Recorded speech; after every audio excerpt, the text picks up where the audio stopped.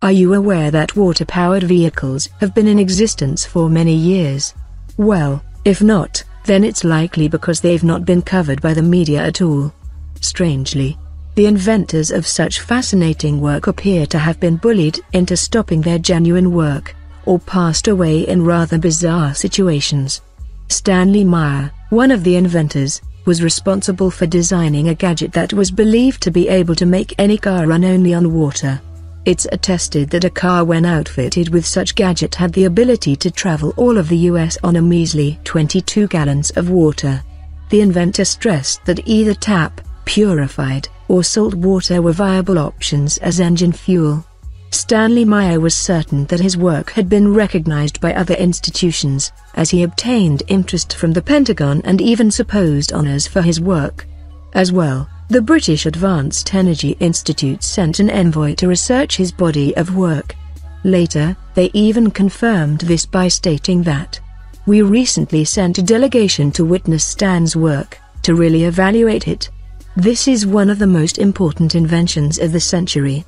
Unfortunately, without his knowledge, the very same folks that appeared to recognize him led to his mysterious decline. Stanley Meyer's life was put on hold when one day, as he was having dinner with his brother, his twin, and a couple of Belgian investors. The purpose of the dinner is supposedly a celebration of their work, the vehicle that runs on water, being patented. All was going well, that is, until Meyer drank from his cup of cranberry juice. Suddenly, he began to choke, and took hold of his neck as he bolted outside the diner whilst at the same time vomiting violently. As he lay dying in his brother's arms, his last words happened to be, "They poisoned me."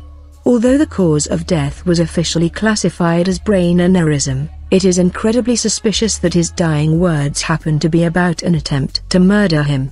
Think about it, Meyer's vehicle that runs on water could be an immense hurdle for the oil industry's profit margin.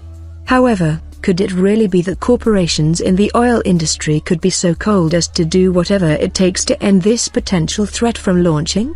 One thing is for sure, the big players were all very much interested in Meyer's work.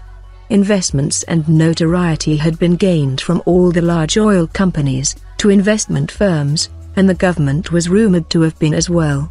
In the end, Stanley got an enormous offer for his patent, in the threshold of $1 billion, from such large groups.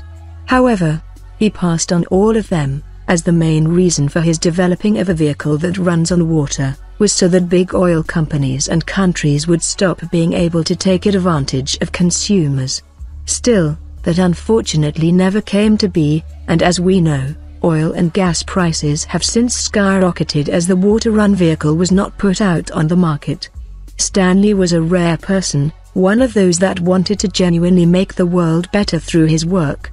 And then you wonder why the media hasn't provided any coverage on his death or his work. But there is a way for us to help, to stop this corruption rooted in the system.